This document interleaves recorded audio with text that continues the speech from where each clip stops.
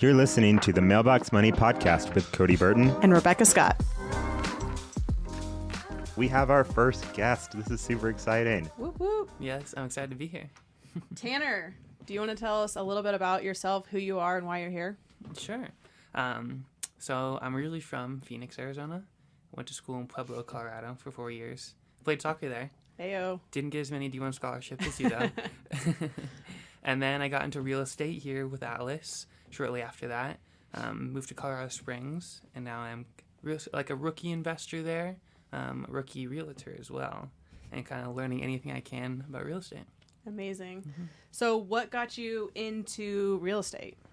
So when I was growing up in Phoenix, Arizona, and on the summers, sometime in the winters, of course it's 120 degrees there, I would help my dad do some of the rehab projects that he was working on, and he was like a GC, but I didn't know he was a GC back then until now.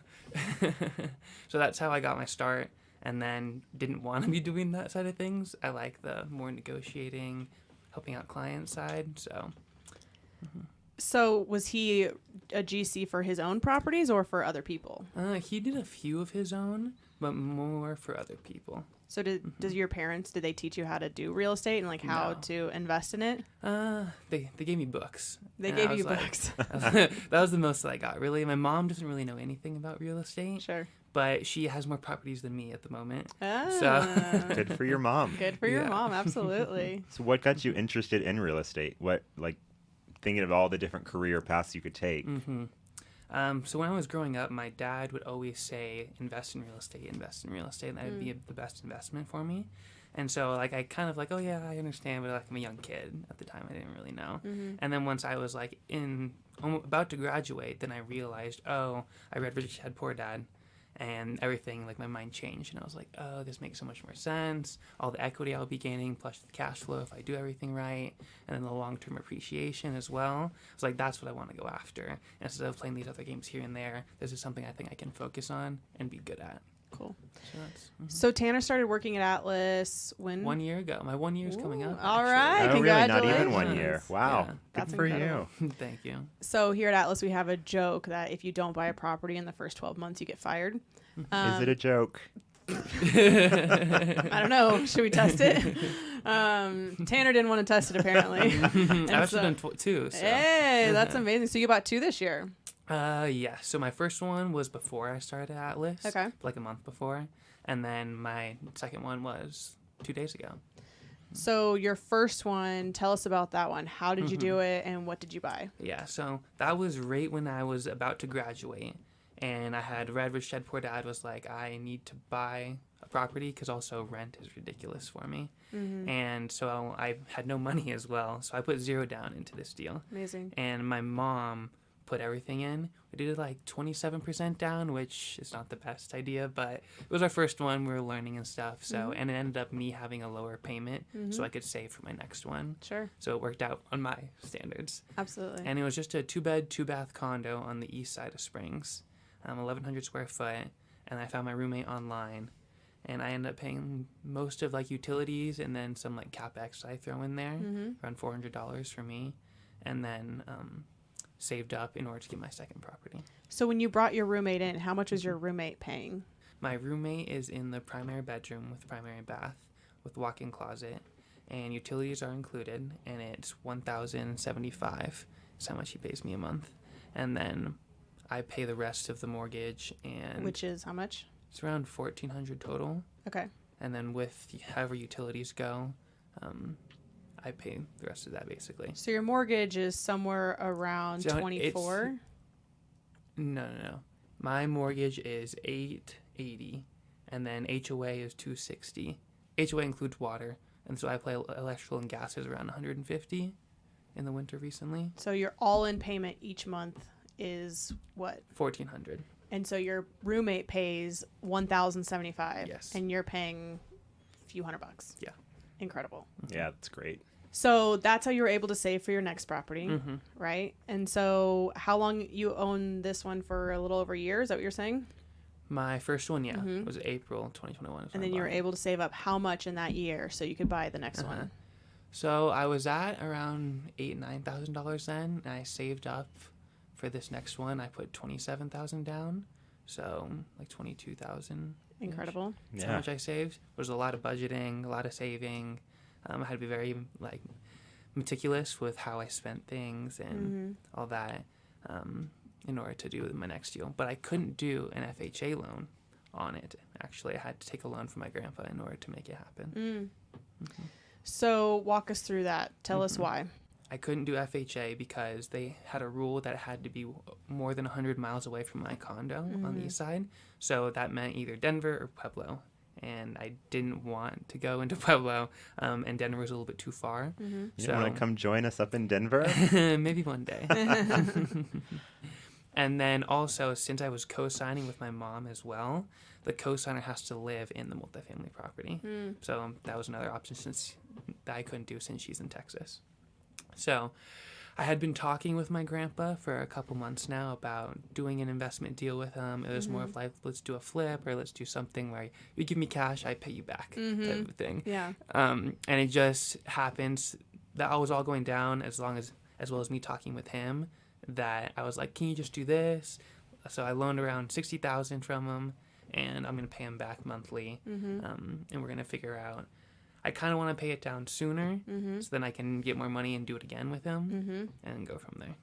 That's Awesome. great. So tell us a little bit about your property. I know it's a duplex, right?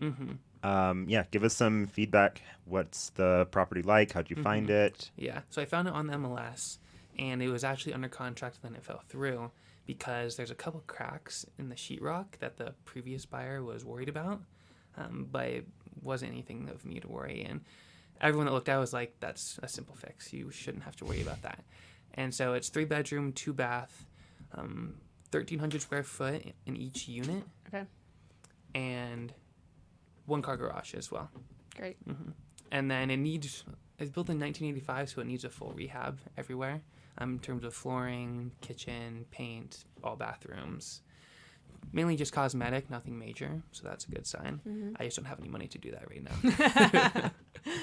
So are you going to live in one side? I am living in one side, and I have roommates lined up already too. Amazing. And we all move in this weekend. Okay. Fantastic. Congrats. Thank you. So are you going to do a live-in, like, A flip? live and flip. I've thought about it. I don't know exactly what I want to do yet. I'm still brainstorming on ideas because I kind of want to do a short-term rental with it because it is zoned R2 and it has a nice view of Pikes Peak right there and a lot of privacy compared to other properties in the neighborhood. Are you allowed to? Because I know Colorado Springs has weird Airbnb laws where it has to be so far away from other ones and weird stuff like that. It's 500 feet away 500 feet, from okay. another non-owner occupied. Okay. But even though I will be owner occupying it, I'm going to try and get the non-owner occupied permit just to reserve it. So then when I do go, I don't have those worries like, oh, I'm not going to get it, or what do I have to do to get it? Sure. Yeah, Situation. that's a good idea. You know, I think I've mentioned this on the podcast before. We had a duplex in the Springs that we were going to do short-term rental with, and it was zoned correctly. Everything was right, and we found out there was another short-term rental. It was like 100 feet too close. And so, yeah, go ahead and reserve that. Get it tied up. That way, it gives you options for the future. Yeah. What did you do? Did you like get rehab stuff going on all of it already? On And it was all ours, set? Yeah. no, I mean, it was one of our nicer duplexes anyway. We had negotiated a pretty large credit with the seller. We got a lot done there because the property was kind of in rough shape. And so we got it rehabbed really well. And then just because of the area, it made sense, even if we were going to do it as a longer term rental, to make it a little nicer. So we put in granite, we put in higher end flooring, higher end fixtures, that sort of thing. So it really just needed to be furnished. It kind of could do either or. Okay. Can you do midterm on it then? We can do midterm, yeah, okay. which is something we may do in the future. We actually found a tenant that's really good. So Then it works out. yeah, we'll probably hold on to them until they move out and then look at more of a midterm rental. And it's good you brought up seller concessions because I didn't mention that earlier. So I got $9,000 in seller concessions, so I didn't have to pay for any closing costs. Amazing. And then an extra $1,000 went towards my down payment as well. Great. So that saved. Fantastic, awesome. yeah. So what's the plan now? You've got this property. You've got 3 doors now. Yes. And you're how old? 23. Amazing. Congrats. Thank you. Huge accomplishment. I wish I was 23 and had 3 doors. So what's kind of your game plan with it all? Are you intentional about what you're going to do next? Or are you more of a let's see what happens in the next year and go with the flow and whatnot? Yeah, I want to try and get another property. Like, every year I want a house hack. Sure. I just need to figure out how I'm going to get enough money to do it. And then I need to remodel this one somewhat. If I do short-term rental, it'll need to be a full rehab. If I just continue long-term, maybe not as crazy in prices. But and then one tenant is already about to move out as well, so I can increase rents because they were really low. They're like $1,450, and they should be around $1,650, $1,700 around there. So that'll be a good increase, and it'll save me while I'm living in it as well. I'll have to pay a little bit less, which right now I'll have to pay around $900 just to live in it. Which is amazing because what do you know what the average rent is in Colorado Springs? 2-bedroom, 1-bath would be around $1,250. And then a 3-bedroom, 2-bath, do you know? $1,700. Amazing. And so you said it's going to cost you $900 to live there, right? Yes. And so you're moving in there. You already have roommates lined up from day one, so that's awesome. What are you doing with your condo? You mentioned you have a roommate there. Do you have a roommate taking over that empty room, or how are you doing that? It worked out perfectly where he's actually buying a condo right across the parking lot. So he's moving out in about 2 weeks. Okay. Right when his lease is up in the end of June as well.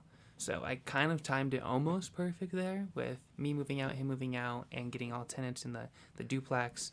So then my next step will be to fix it up a little bit. There's like some minor repairs with some of the trim needs touch-ups on, and the walls, those small sort of things as always. Yeah. And then find tenants. So I haven't actually done that yet, where it's always just been a house hack that I find roommate tenants. So this will be my first time getting actual tenants. So if you have any advice. Gotcha. We do have advice. And so is your plan to rent the whole thing to a single tenant, not rent by the room? Likely, that's the idea? Yeah. Okay. Yeah, we can we've shared some stories there in the past. Some horror stories. Don't get tenants that steal your identity. Yep, that's a solid start. Yep. My big advice, it's always tempting to rent to friends. Don't to rent to anybody that you aren't going to be able to hold accountable, whether it's to taking care of the property or, if you want to give a discount to them or rent to people you should rent to and, do what's best for your investing picture there. Always run credit. Always run background check. Always, always, always call their referrals or their references, not their referrals. Make sure it's not just them on another line. Yeah. People do that. Yeah, they do. Yeah, but checking references is huge. That would be one that I wish I would have done better at. Okay. And what do you do for requiring how much they make in terms of how much the rent payment is? Well, it doesn't really matter how much they make. I mean, you can check that if you would like, but oftentimes you just put up on Zillow or wherever you're going to market it how much rent you want, and then they say yes, and they sign a contract saying that they have to do it. Okay. Right? Yeah, I know Atlas PM always does about 2.5 times, and that's when we self-manage is what we kind of held to as well. So whatever the rent is, 2.5 times that. And you can ask for pay stubs. You can totally check that. That's pretty normal. So we talked a little bit about your first place. We talked about your first duplex. What kind of informs your long-term goals? A lot of times I feel like I talk to clients and they know they want to get into real estate. They know they want to own a few doors. They know it's a good investment. But then when it comes to actually talking about what are your goals, it's crickets. I'm assuming you probably have some, being that you've been around Atlas. It's probably not crickets. So yes. what informs your kind of long-term goals and buying decisions? Yeah. So my long-term goals are within the next 10 years, I would like to have around 20 to 30 units. Okay. So I'm primarily working on buying a lot of multifamily. So that's why my next move was to get the duplex. And ideally, I would like to go into another duplex, triplex, quadplex, something along those lines before scaling to like a 12 or 10 or whatever it may be. More commercial units, yeah. Yeah. And I know since I'm young right now, I don't need to worry a lot about cash flow. And so once I'm a little bit older, all these units I am buying will cash flow a lot more, so then I can rely on it a bit more. And so yeah, I'm glad you brought that up, because I feel like so many people focus on cash flow and don't really realize hey, I'm in my 20s or I'm in my early 30s. Like right now is kind of a building era. Right. So that's really smart of you to kind of think about it that way. And then I've always known that in Colorado, especially Springs and Denver, aren't the biggest cash flow markets, but they're big on appreciation. Yeah. Yeah. So did you have this ideology and that's how you found Atlas, or did Atlas help shape some of that? They helped shape a small part of it. I had a lot of it based off of listening to podcasts and reading books, and that's actually how I met Atlas, was through this website called Bigger Pockets, and was on there networking with people, met Jacob Mueller through that. That's how I got to Atlas, and then all the investment side of things just kind of reinforced what I was looking for, and I loved it and was like, okay, this is the place I want to be. I feel great here, and just liked everyone, what their ideas were, and just got all the juices flowing to Very make it nice. happen. So did you go to college? You went to college down in Pueblo. What did you graduate in? Finance and economics. Okay. So did you always know you wanted to kind of be in this realm of some sort? Yeah, Yeah. to some extent, yes. Cool. Very cool. Atlas is really good at getting people who are fascinated in real estate and building wealth, and then just like completely flipping the script on them. So many people that have started working here have thought that they had an ideology of what they want to do, and then it's like we flip it and say, actually, you don't want to buy an apartment, you want to buy a fourplex or whatever the case may be, or like, don't buy a stock market, buy this house instead. So it's always interesting to hear how it's affected and changed your thought on this. Yes. Yep. And, I don't know that I would necessarily say flipping the script. At least how I look at Atlas in my time here is that one thing we do really well is we stretch people. Yeah. So we get people that say, oh, I want to buy an apartment. I know I want to buy real estate. And then being around Atlas, it's, well, why buy an apartment when you could buy the whole building? Yeah. You buy all 4 units. And so that's one thing I really appreciate about being here. And, they talk about like iron sharpens iron, right? When you have people stretching you and kind of pushing to bigger goals. And even not buying luxury or things that are turnkey properties, right? That's what I probably would have gravitated towards, is something that I don't have to do any work to because it's easier, Oh, totally. right? And that's what makes a real estate investment a better deal, when there's a value add to it. Yep. Because then you'll get more off appreciation, and your, like your forced appreciation when you do a rehab, correct? Like your sweat equity kind Sweat of. equity, Yeah. yeah. Yeah. Uh-huh. Yeah, Yes, absolutely. Anything else that you want, any nuggets of knowledge for people out there that are contemplating doing the same thing that you're doing? Yes. It really wasn't as hard as I originally thought, especially since I was the real estate agent on the deal too. So I was like acting as the buyer and the agent and everything. And I kind of just took an hour out of my day to do it and make it happen.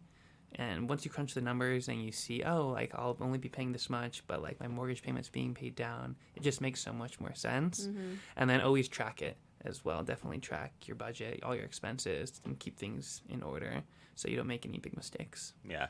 And I think that is key advice, especially for people that are your age. I know we've both talked about this on the podcast before. Like, if we could have known what we know now and actually implemented it in our early 20s, like how much farther we would be along. Totally. So I think that's kind of inspiring right there, because there's so many younger 20s you talk to, and it's like, yeah, that'll be great, 10 years from now.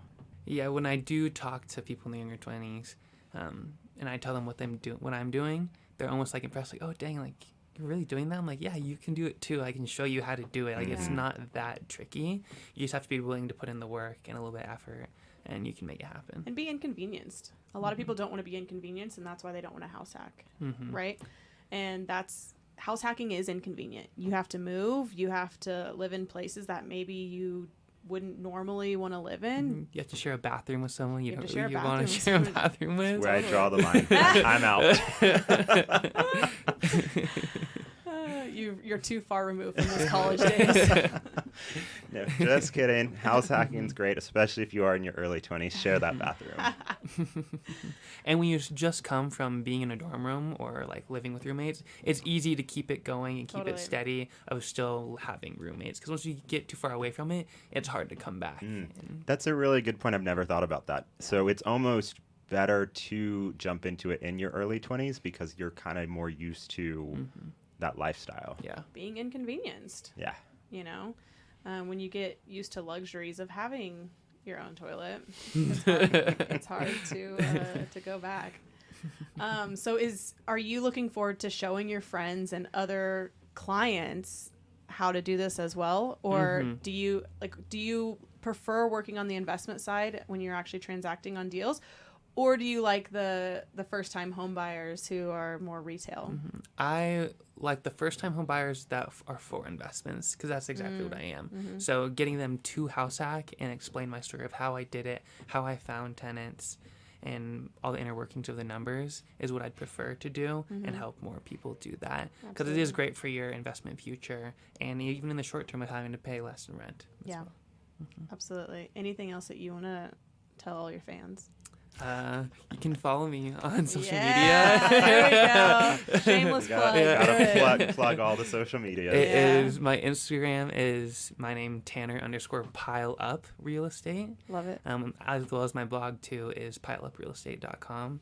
I talk about any type of investing or how to go through the home buying process and what to look for. So definitely check it out. And then on LinkedIn, you can follow me as well there. It is just my name, Tanner Pile, and that is Pile, P-I-L-E. Love it.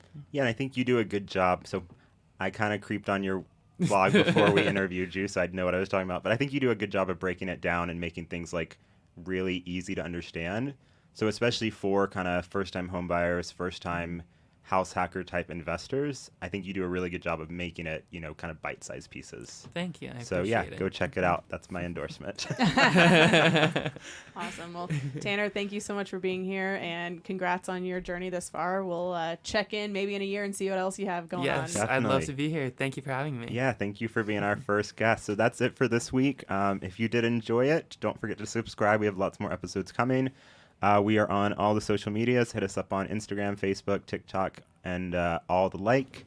We love seeing who is listening, and we love getting ideas for new episodes. So shoot us either a DM on Instagram or we have our email, mailboxmoneypodcast@gmail.com. That's it for this week. Until next week. Bye-bye.